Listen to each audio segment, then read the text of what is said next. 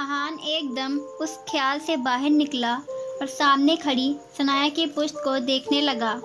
اسے ہمدردی ہوئی تھی اس لڑکی سے جسے وقت نے عمر سے پہلے ہی سنجیدہ اور اتنا سمجھدار کر دیا تھا۔ ساتھ ساتھ اسے دکھ بھی ہو رہا تھا۔ یہ کوئی عمر نہ تھی اس کی کہ وہ یوں اندھیروں کو اپنا ساتھی بنا لیتی، اس طرح تنہائی کی عادی ہو جاتی۔ اف ثنایا، اس کے دھیرے سے بڑبڑاتے ہوئے تھوڑا سا قدم آگے بڑھائے اور دیوار کے پاس اس طرح کھڑا ہو گیا۔ اسے ثنایا کے چہرے کی ایک سائڈ نظر آنے لگی مگر اندھیرے میں وہ واضح نہیں دیکھ پا رہا تھا۔ ثنایا نے ایک ٹھنڈی سانس لی جسے احان نے بھی سنا کیونکہ وہ بالکل پاس ہی دیوار کے پار کھڑا تھا۔ کیا تم اداس ہو چاند؟ ثنایا نے چاند کو دیکھتے ہوئے مدھم آواز میں سوال کیا۔ احان اس کے سوال پر حیران ہوا۔ تمہیں پتہ ہے میں بھی بہت اداس ہوں آج، وہ چاند کو دیکھتے ہوئے کہہ رہی تھی۔ اتنے سارے تاروں کی بھیڑ میں بھی تم خود کو تنہا محسوس کر رہے ہو نا؟ میں بھی تمہاری تنہا ہوں۔ اتنے رشتے ہوتے ہوئے بھی کوئی ایسا نہیں جسے بتا سکوں کہ آج میں کتنی اذیت میں ہوں۔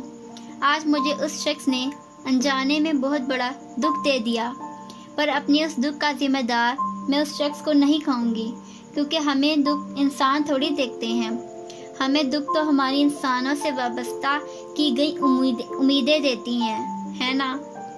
تو پھر میری اس تکلیف کے ذمہ دار وہ کیسے ہوئے؟ امیدیں تو میں نے خود وابستہ کی تھی نا ان سے، اس لیے تو آج میں تکلیف میں ہوں۔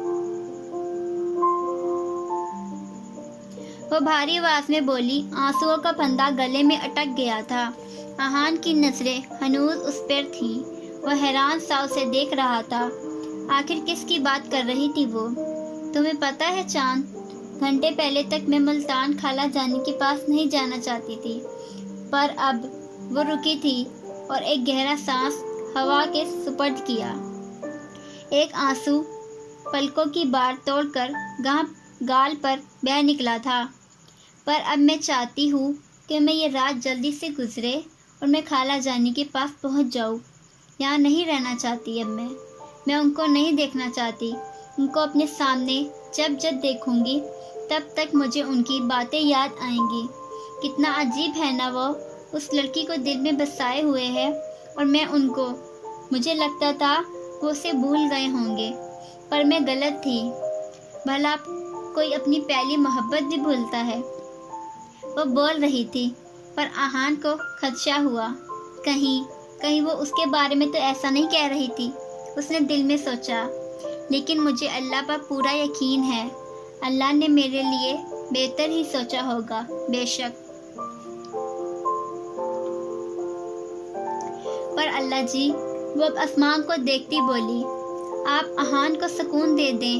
آپ نے دیکھا نا آج وہ کتنی تکلیف میں تھے، آپ ان کی تکلیف دور کر دیں اور ان کے حق میں جو بہتر ہے وہ کر دیں۔ آئی نو میں نے ان کی اور مومانی جان کی باتیں سن کر غلط کیا، پر اللہ جی آپ کو تو پتہ ہے نا میں وہاں کام سے گئی تھی، پر وہ لوگ باتیں کر رہے تھے اس لیے میں نے سن لی، کیونکہ خالہ جانی احان کی شادی کا کہہ رہی تھیں تو مجھ سے واپس نہیں آیا گیا۔ میں ان کا جواب سننا چاہتی تھی، سوری۔ وہ معصومیت سے اپنی غلطی کا اعتراف کرنے لگی۔ لیکن احان، اس کے سر پر بے یقینی کے بم پھٹے تھے۔ یا اللہ، یہ کیا کہہ رہی تھی وہ؟ کیا وہ احان کو پسند کرتی ہے؟ احان نے بے یقینی سے آنکھیں پھیلائے سانس لینے کی کوشش کی، لیکن وہ سانس نہیں لے پا رہا تھا۔ اس کا سانس گلے میں ہی اٹک گیا۔ اسے لگا جیسے ارد گرد کی آکسیجن ختم ہو گئی ہو اور وہ چاہ کر بھی سانس نہیں لے پائے گا۔ میں انہیں پسند کرتی ہوں، یہ بات ان کو بتا نہیں سکتی، کیونکہ مجھے ڈر لگتا ہے کہ کہیں وہ میرے ان جذبات کو دھتکار نہ دیں، کہیں وہ یہ نہ کہہ دیں کہ میں انہیں اچھی نہیں لگتی، وہ مجھ سے نفرت نہ کرنے لگ جائیں۔ مجھ سے اپنے من چاہے لوگوں کی نفرت برداشت نہیں ہوتی۔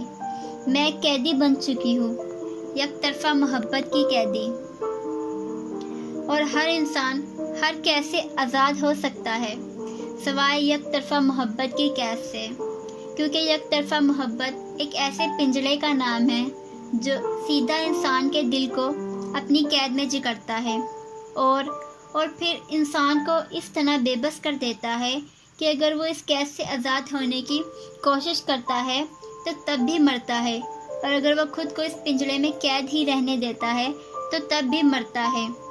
وہ کہتے ہوئے زخمی سا مسکرائی تھی، پر اہان کو نہ جانے کتنے زخم دے گئی تھی۔ یا اللہ، وہ بے یقینی سے آنکھیں پھیلائے دھیرے سے بڑبڑایا تھا، میں نہیں جانتی اب کیا ہوگا، لیکن مجھے آپ پر پورا یقین ہے اللہ جی، آپ نے میرے لیے بہتر نہیں بہترین ہی سوچا ہوگا۔ مجھے سکون دے دیں، اب بس یہ رات گزر جائے اور کل صبح میں یہاں سے چلی جاؤں۔ مجھے سکون چاہیے، پر یہاں ان کو دیکھوں گی تو سکون ملے گا نہیں، بلکہ رہا سا سکون بھی وہ چھین لیں گے۔ میرے پاس ایسا کچھ بھی نہیں اللہ جس کی بنا پر میں انہیں کہہ سکوں کہ مجھے ان سے محبت ہے۔ وہ مجھے بہت اچھے لگتے ہیں، اتنے زیادہ اچھے کہ میں اپنی ساری زندگی ان کے ساتھ گزارنا چاہتی ہوں، پر وہ مجھے دھتکاریں گے اللہ جی، میں جانتی ہوں۔ ثنایا نے بے بسی سے کہتے ہوئے چہرہ جھکا لیا، کیونکہ اس کی آنکھیں اب رو پڑی تھیں۔ یا اللہ، یہ کیا کہہ رہی ہے؟ یہ مجھ سے اس سے آگے اہان سے سوچا نہیں گیا تھا۔ اسے اپنے سانس رکتا ہوا محسوس ہونے لگا تھا۔ اہان کا دایاں ہاتھ سیدھا اس کے سینے پر دل کی جگہ گیا تھا۔ دھڑکنیں حد سے زیادہ تیز تھیں۔ وہ گہرے گہرے سانس لینے کی کوشش کرتا اپنے سینے کو مسلنے لگا۔ اسے ثنایا کی ہچکیاں سنائی دینے لگی تھیں اور ساتھ ہی اپنی آنکھوں میں پانی جمع ہوتا ہوا محسوس ہوا تھا۔ اس کی آنکھیں بے یقینی سے اس قدر پھیلی تھی کہ وہ پلکیں جھپکنا بھول گیا تھا۔ اچانک اسے اپنی گال پر نمی کا احساس ہوا۔ ایک آنسو اس کی آنکھ سے نکلتا اس کی داڑھی میں جذب ہو گیا تھا۔ اسے لگا وہ اگر ایک سیکنڈ بھی اور وہاں رکا تو اس کا دل دھڑکنا رک جائے گا۔ وہ فوراً وہاں سے پلٹا تھا اور تیز تیز قدم اٹھاتا نیچے کی جانب بڑھ گیا تھا۔ ثنایا کچھ دیر تک وہیں کھڑی رہی، پھر وہ بھی نیچے اپنے کمرے میں آ کر بیڈ پر لیٹ گئی۔ اسے اب تھوڑا سکون محسوس ہو رہا تھا، اس لیے سونے کی غرض سے آنکھیں موند گئی، پر اہان کا سکون تو وہ برباد کر گئی تھی۔ اس سے تو وہ اس کی نیند ہی لے گئی تھی۔ اب بھلا کہاں نیند آنی تھی اسے؟ وہ بیڈ پر لیٹتا کمرے کی چھت کو گھور رہا تھا۔ آنکھیں نم تھیں، کانوں میں ثنایا کی باتیں گونج رہی تھیں، دماغ میں نہ جانے کتنی سوچیں گردش کر رہی تھیں۔ یہ کیسا امتحان ہے یا اللہ، کیسی آزمائش ہے؟ آخر ثنایا کو کیا ہو گیا ہے؟ وہ میرے بارے میں ایسا کب سے سوچنے لگ گئی؟ میں نے تو کبھی اسے اس طرح بات ہی نہیں کی کہ وہ میری باتوں کو اس سائڈ پر لے کر جاتی۔ آپ نے اس کے دل میں میرا خیال کیوں ڈال دیا اللہ؟ وہ تو معصوم ہے، چھوٹی سی ہے، اسے بھلا کیا پتا محبت کا۔ اس کے دل سے میرا خیال نکال دے یا رب، اس کے معصوم دل کو ایسی تکلیف نہ دیں پلیز۔ وہ نہیں جانتی یہ محبت کیا ہے، اسے بس مجھ میں اٹریکشن محسوس ہوئی ہوگی جس کو وہ محبت سمجھ بیٹھی ہے۔ ہاں ایسا ہی ہے، نامحرم میں تو کشش ہوتی ہے جو ہمیں اس نامحرم کی طرف مائل کرتی ہے، اور اس کشش اور اٹریکشن کو سب محبت کا نام دے دیتے ہیں۔ ثنایا بھی یہی سمجھی ہوگی، لیکن اس کی باتیں وہ سوچتے ہوئے رکا۔ لیکن اس کی باتوں سے تو ایسا نہیں لگا کہ اسے مجھ سے بس ایک اٹریکشن ہے۔ دل دماغ کی نفی کر رہا تھا، لیکن اس وقت اس کا دماغ دل پر حاوی تھا۔ جو بھی ہے، بس آپ اس کے دل سے میرا خیال نکال دیں۔ وہ کہہ تو ایسے رہا تھا جیسے اللہ ابھی کے ابھی ثنایا کے دل سے اس کا خیال نکال دے گا۔ اب اسے کون بتاتا کہ اگر ایسا ہوتا تو اللہ تب نہ سن لیتا جب ثنایا خود اس کا خیال اپنے دل سے نکالنے کی دعائیں تہجد میں کرتی تھی۔ تو کیا اللہ تب ثنایا کے دل سے اس کا خیال نہیں نکال سکتا تھا؟ میں اپنی ذات سے کسی کو تکلیف نہیں دے سکتا، میں نہیں چاہتا میری وجہ سے اسے تکلیف ہو۔ آپ پلیز سب ٹھیک کر دیں، وہ دل میں دعا کر رہا تھا۔ احان نے آنکھیں بند کی تو آنکھوں کے پوروں سے آنسو بہہ نکلے۔ کیسی بے بسی تھی، کیسی تکلیف تھی جو اس کی روح کو جھنجھوڑ رہی تھی، جیسے پوچھ رہی ہو، کیا تمہیں سچ میں اس کی محبت سے کوئی فرق نہیں پڑتا؟ کیا وہ سچ کہہ رہی تھی کہ تم اس کے احساسات کو دھتکار دو گے؟ کیا سچ میں تمہارے دل میں اس کے لیے کوئی احساس نہیں جاگا اب تک؟